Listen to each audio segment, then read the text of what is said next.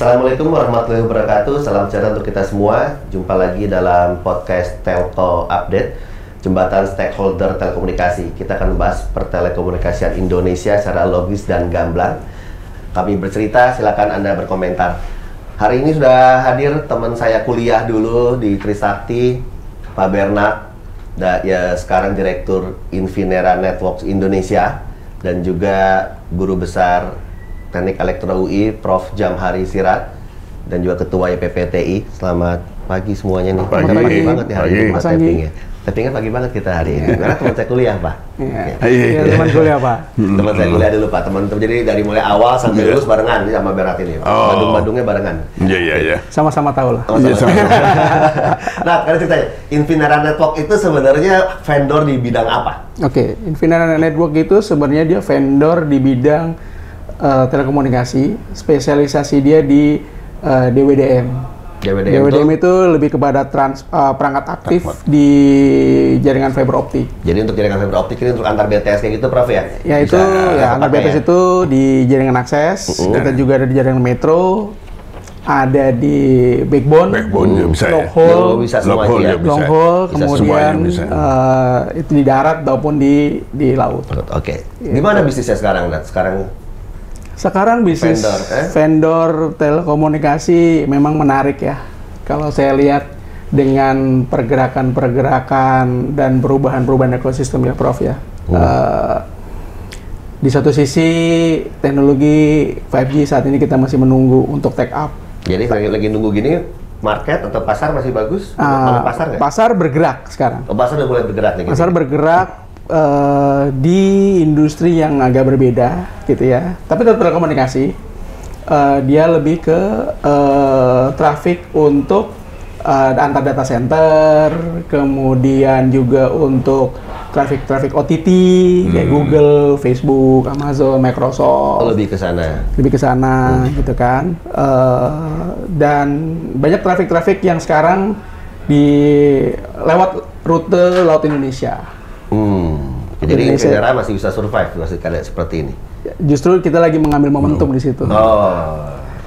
Sambil menunggu di jaringan aksesnya berkembang nih di 5G, kita saat ini lebih banyak fokus bermain di jaringan transport untuk trafiknya OTT, kemudian juga trafik lokal juga domestik, trafik internasional.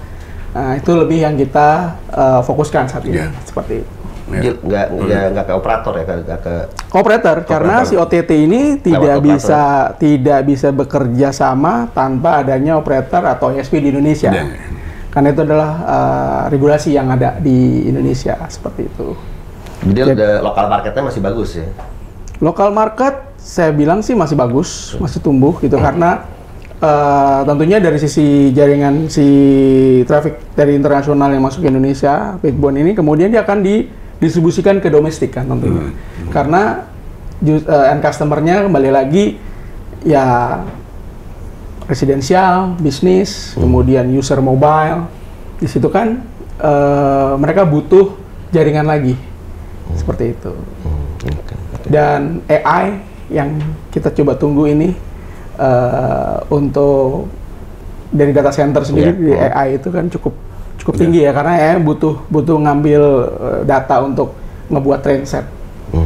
Nah ini dengan mau adanya 5G ini,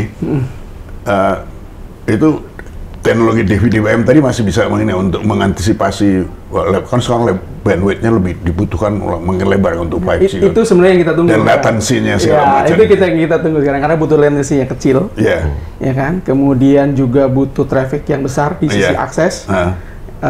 Tentunya akan ada transformasi di jaringan akses yang tadinya mungkin menggunakan wireless. Kemudian point to point, kemudian dia akan lari ke point to multi point di sisi jaringan akses. Mungkin jaringan akses saat ini masih di 1 gigaan untuk jaringan akses.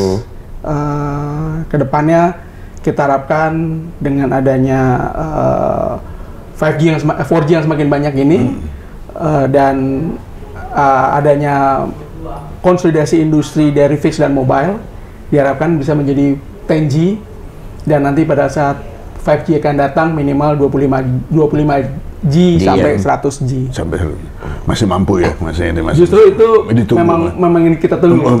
Itu pasarnya nanti. Jadi momentum 5G masuk baru yang akan tidak bisa disaing dengan poin line of sight microwave segala macam tadi kan. Betul. Dan butuh kapasitas besar, latency yang sangat kecil. Itu harus pakai ini ya. Harus pakai itu, dan di jaringan akses sendiri itu lebih kepada mesh ya. Berarti juga dibutuhkan satu teknologi inovasi disruptif yang menekan TCO di sisi operator maupun ISP. Ya. Seperti itu kurang lebih. Kalau 5G masuk, seperti apa yang akan lebih terjadi lagi, Nak? Maksudnya sekarang kan berharap nih di Infinera sendiri, harapannya apa yang bakal terjadi? Oke, dengan adanya 5G tentunya diharapkan terjadi terbukanya lapangan pekerjaan. Oke. Tentunya lapangan pekerjaan di sini lebih kepada convergent ya, karena selama ini kita dunia telekomunikasi lebih bermain kepada pertama voice. Zaman dulu kita sekolah, kuliah itu kan voice. Kemudian di era 2007-2008 masuk ke 3G, kemudian di 2009, 10, 11 itu lebih kepada 4G, mulai masuk ke 4G sampai ya mungkin situ masih akuisisi pelanggan sampai akhirnya booming 4G saat ini. Dan kemudian masuknya di data, komunikasi data, suara melalui data juga, kemudian aplikasi OTT. Ya tentunya dengan adanya 5G nanti bisa berkontribusi terhadap industri, gitu. Lebih di industri sehingga bisa membuka lapangan pekerjaan dan job role baru ya di dunia industri telekomunikasi. Secara kemampuan engineer sendiri, ngeliat gimana nih? Oke. Secara kemampuan 5G nanti. Kemudian kemampuan engineer-nya sendiri, kalau dari sisi teknologi 5G tentunya kita sudah banyak juga training atau edukasi online ya. Untuk 5G gitu kan. Kemudian sekarang juga di sisi aplikasi orang juga sudah mulai paham, familiar terhadap AI. Ya kan, artificial intelligence, kemudian adanya IoT, kemudian adanya data center dan segala macam itu. Secara dunia pendidikan, saya tidak bisa banyak komentar, mungkin Prof yang bisa banyak komentar di sisi dunia pendidikan, tapi kalau di sisi industri di vendor sendiri, tentunya kita tetap harus memberikan pelatihan-pelatihan. Di Infinera ada untuk kasih pelatihan kayak begitu? Kita ada ngasih pelatihan-pelatihan seperti itu. Pelatihan-pelatihan seperti itu bisa kita lakukan untuk karyawan kita tentunya. Kemudian juga untuk lokal partner kita di Indonesia. Kita lakukan pelatihan kita karena sekarang dengan adanya COVID kemarin kan kita dunia streaming e-learning kan jadi berkembang. Dan itu seakan sudah menjadi habit nih sekarang. Jadi kita punya portal untuk e-learning, untuk karyawan dan untuk SI kita, sistem integrator kita dan partner untuk mempelajari teknologi si DWDM Infinera ini. Gitu. Kalau saya benar dari ini kan dari mereknya tadi Infinera. Itu kan bikin ini mana? Induknya di mana tuh? Di Amerika. Di Amerika. Oke. Nah, ini dari kalau Anda lihat dari pengalaman nih ya, apa yang dari ini sendiri dari Indonesia di Amerika atau di mana lah yang pernah disuplai Infinera, di mana 5G itu berkembang. Ya, dan tipenya seperti apa saja. Kalau dibandingkan dengan Indonesia, artinya di overlay ke Indonesia, itu kira-kira ada nggak di Indonesia ini 5G akan berkembang gitu dibandingkan dengan yang apa yang sekarang sudah berkembang di luar? Apa sekarang misalnya apa di luar, apa 5G-nya apa yang udah yang di luar yang sudah diinikan oleh Infinera lah gitu. Jadi langsung to the point aja gitu. Misalkan apakah yang untuk keperluan biasanya autonomous drive atau kemudian untuk IoT ya kan biasanya kan, kemudian untuk VR, untuk virtual reality dan segala macam gitu. Nah ini dari itu yang berkembang, apa saja yang berkembang di luar, dan apakah kira-kira yang berkembang di luar itu mana saja yang kira-kira bisa Indonesia, ya? jadi yang menurut sejauh ini Enverna ini gitu. Oke, mungkin kalau sampai ke ranah Amerika terlalu jauh. Oke. Mungkin saya lebih mengerucutkan ke regional ASEAN. Oke. Regional ASEAN itu yang sudah mulai banyak 5G yang saya ketahui itu adalah yang di Filipina, di Singapura. Oh iya? Ya. Oh, Singapura sih. Ya, Singapura. Di Filipina juga sudah mulai dia 5G gitu kan. Digunakan untuk? Digunakan untuk apanya ini yang kadang kita kan nggak tahu ya, karena kan di sisi operator itu ya. Tapi kalau dari sisi kita, dari sisi Infinera itu, ya kita dengan adanya si 5G ini, ya kita mendapatkan pertumbuhan dan pengembangan lah ya di sisi jaringan transport tadi yang saya katakan. Karena ya memang akhirnya butuh bandwidth yang besar, latensi yang kecil gitu kan, kemudian yang network yang reliable seperti itu kan. Ya, jadi di sisi jaringan DWDM ini dari mulai akses metro, backbone, antar pulau itu memang sangat dibutuhkan seperti itu. Tapi kalau aplikasinya apa yang dipakai di yang perubahannya terjadi di Singapura atau Filipina, nggak tahu. Cuma tinggal masang-masang aja Inverna ya. Nggak ngintip untuk apa gitu. Cuma masang aja gitu. Bisnis yang dari perubahan bisnis kan di 5G, ketika 5G di Singapura sama di Filipina itu. Misalkan tadi OTP jadi makin besar, makin banyak atau seperti apa? Jadi gini. Di industri-industri di negara-negara tersebut di Malaysia, di Singapura, Malaysia, Filipina tadi ya. Itu mereka karena trafficnya jadi tumbuh dan mereka tidak membutuhkan interkoneksi. Kalau dulu zaman kita sekolah interkoneksi voice interkoneksi ya, atau SMS interkoneksi. Nah sekarang lebih trennya adalah cross border. Cross border dalam artian Singapura Malaysia, kemudian Filipina dengan mana gitu ya, Indonesia Singapura, Indonesia Malaysia gitu kan. Nah kalau dulu kita ngomong interkoneksi, sekarang kita ngomong cross border. Nah cross border traffic nih, kenapa cross border traffic dibutuhkan? Karena komunikasinya kan udah lebih data ya.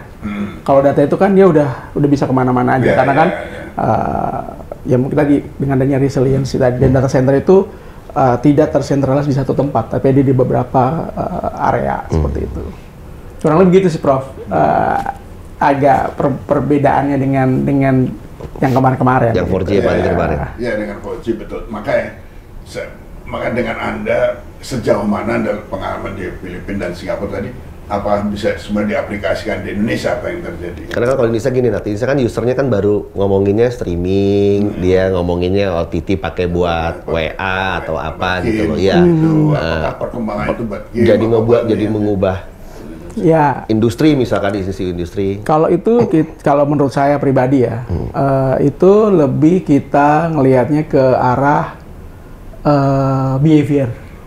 Behavior orang kan beda-beda. Nah ya, ada perubahan nggak di Singapura? Behavior orangnya beda-beda. Kalau di Singapura kan ya dia lebih ke cara, mungkin labor cost-nya juga lumayan tinggi ya. Sehingga yang dinamakan automation itu diperlukan. Gitu kan. Kalau di Indonesia agak beda sih, gitu kan. Jadi kita mungkin saya nggak tahu ya lebih kemananya, tapi karena ini masih terus dalam penelitian ya. Di Indonesia ini lebih condong kemana gitu kan. Kalau di Indonesia kalau kita lihat trennya mungkin ke arah konten marketing gitu ya, orang pakai untuk sosial media marketing seperti itu. Gitu. Karena lokal market Indonesia kan besar. Jadi dan dengan adanya kemarin pandemi, dengan kita saling gotong royong ngebantu sesama kita Indonesia, juga marketnya Indonesia kan besar nih, tumbuh. Dan banyak juga yang mulai mereka membuka usaha-usaha kecil gitu kan, atau bisnis sampingan atau segala macam, dan yang mereka memarketingkan lewat sosial media, adanya influencer gitu kan. Nah, itu kan menjadi pangsa market yang besar. Dan sisi 5G sendiri ini mungkin di sisi aplikasinya lebih kepada tadi VR. Virtual reality ya. Atau jadi orang belanja kayak ngeliat barangnya kayak depan mata gitu ya. Ya, orang belanja kayak ngeliat barang di depan mata. Mungkin itu yang di Indonesia mungkin bisa. Kemudian juga mungkin dengan adanya CCTV, ya kan? Iya. Next best actionnya apa sih kalau ada sisi event-event yang beda dari yang biasanya? Karena kan dengan banyaknya populasi dan kendaraan mungkin ya, tentunya mata orang untuk melihat kan juga susah. Walaupun kita juga punya comment center, gitu kan. Tapi kalau dari sisi situ kita bisa ngebuat kayak AI-nya, itu kan lebih bagus jadinya gitu. Sehingga untuk mengambil AI itu kan butuh data yang dikumpulkan dari beberapa titik, semakin banyak data yang semakin sempurna. Nah itu makanya tadi balik lagi jaringan transport jadi ada pertumbuhan. Bisa lebih peluangnya di situ ketika 5G masuk. Ya, ini kira-kira tebakan Anda gitu ya. Kira-kira tebakan saya, perkiraan saya, tapi ya kita belum tahu. Tergantung dengan behavior dari masing-masing negara, ya beda-beda. Kayak Singapura tadi lebih membutuhkan otomasi kali. Ya, otomasi. Karena tadi seperti sama mungkin industri ya, karena kan ini gateway ya. Kayak mungkin di situ Indonesia beda, agak beda. Saya lihat sih mungkin di situ lebih ke tadi itu. Oke. Kalau ngelihat dari sekarang ini, kalau lihat dari regulasinya, kira-kira bakalan seperti apa yang ketika 5G nanti? Apakah akan ada sisi regulasi yang perlu diperhatikan dari sisi vendor untuk 5G? Oke, kalau regulasi saya lihat sih itu tentunya dengan perubahan teknologi ya, tentunya regulasi juga perlu dikaji ulang, perlu dilihat gitu ya. Tapi regulasinya sendiri tentunya harus memperhatikan dari beberapa faktor, ya kan? Faktor dari sisi vendor, kemudian dari lokal market vendor gitu ya. Kemudian juga dari penyelenggara telekomunikasi operator, kemudian jadi end user sendiri juga gitu kan. Karena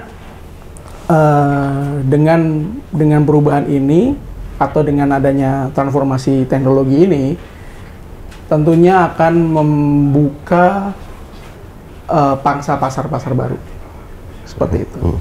Pangsa pasar baru itu kalau saya lihat yang tadinya kembali lagi hanya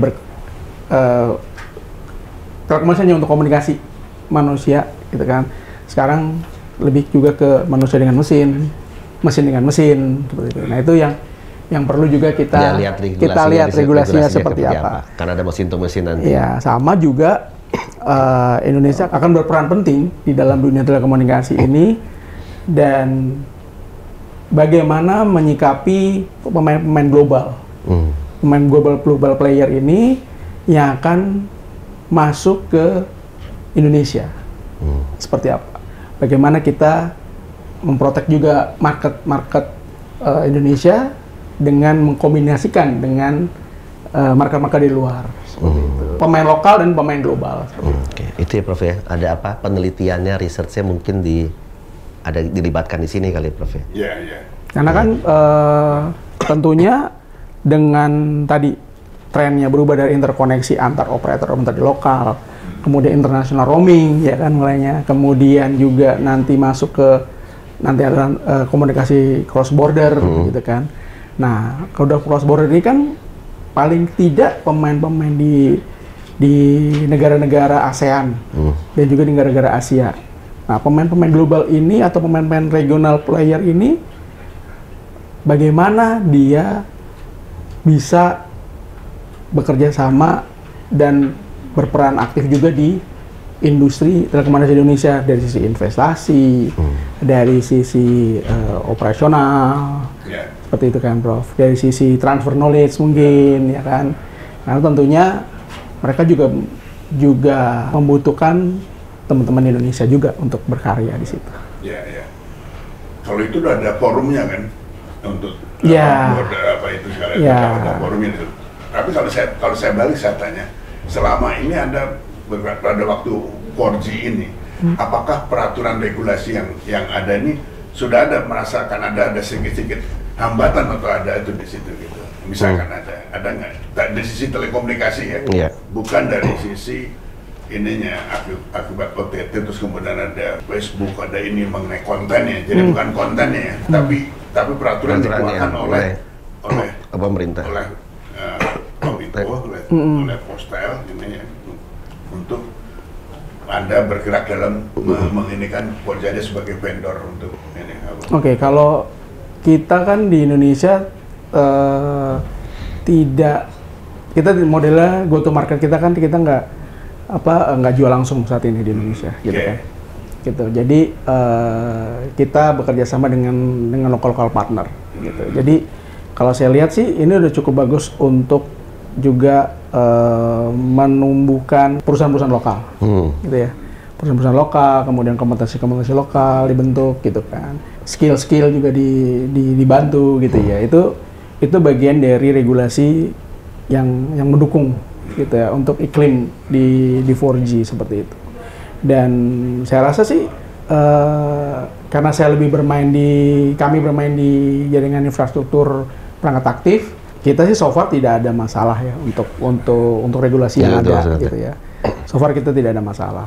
Kalau itu memang ya terbukti kan waktu itu kita bicara dengan Pak Dirjen dan ini juga, dan memang itu waktu itu kan menciptakan yang sekarang ini, regulasi yang sekarang ini yang 36 itu teknologi namanya tidak tergantung satu teknologi lah, tidak tergantung teknologi iya.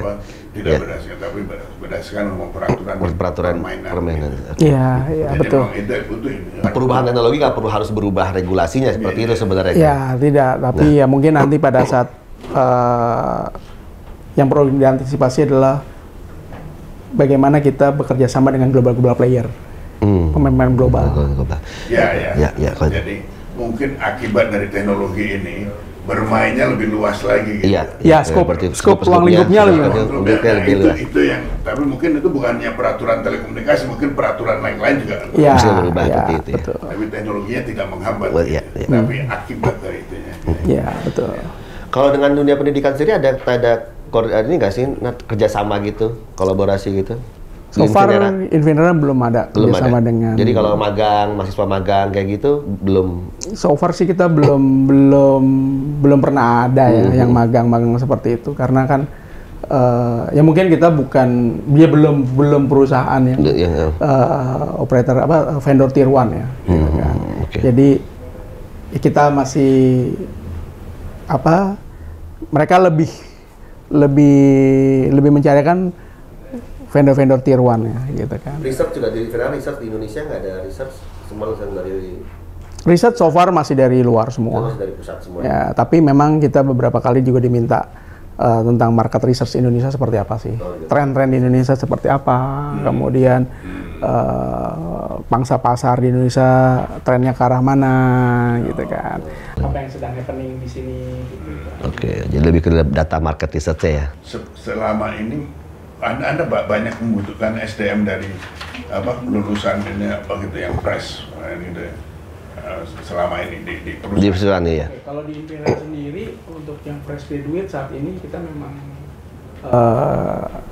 karena kan memang industri DWDM ini kan memang agak unik ya, gitu kan. Jadi skillnya juga orangnya yang bermain di skill DWDM ini kan niche marketnya, gitu kan. Jadi kita biasanya kalau untuk yang fresh graduate itu lebih, karena kan kita implementasi di lapangan kita nggak. Implementasi di lapangan lebih kepada lokal partner kita yang melakukan. Gitu. Jadi fiber optik lebih ke lokal partner. Untuk masang-masang perangkat kita pun di lokal partner banyak kan. Karena kan kita go to marketnya menggunakan lokal partner kan. Gitu. Kita lebih ke bagaimana ngedesainnya, mensimulasikan. Jadi lebih ke expert di engineer yang lebih dibutuhkan, bukan yang fresh. Ya, lebih kepada engineer kita sudah masuk Ya, di perhitungan desain kebutuhan requirement dengan ininya. Iya, menggali requirement, ya.